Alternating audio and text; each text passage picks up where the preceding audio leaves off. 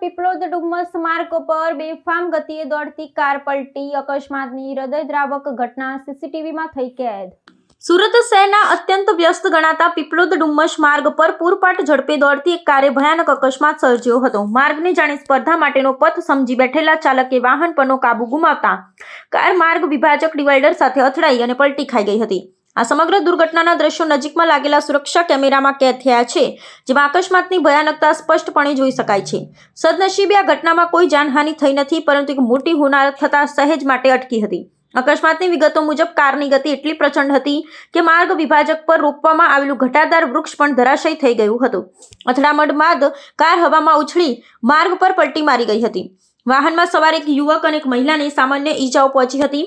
સ્થાનિક લોકો અને રાહદારીઓ તાત્કાલિક મદદ માટે દોડી આવ્યા હતા અને ઈજાગ્રસ્ત મહિલાને વધુ સારવાર અર્થે નજીકની હોસ્પિટલમાં ખસેડવામાં આવી હતી।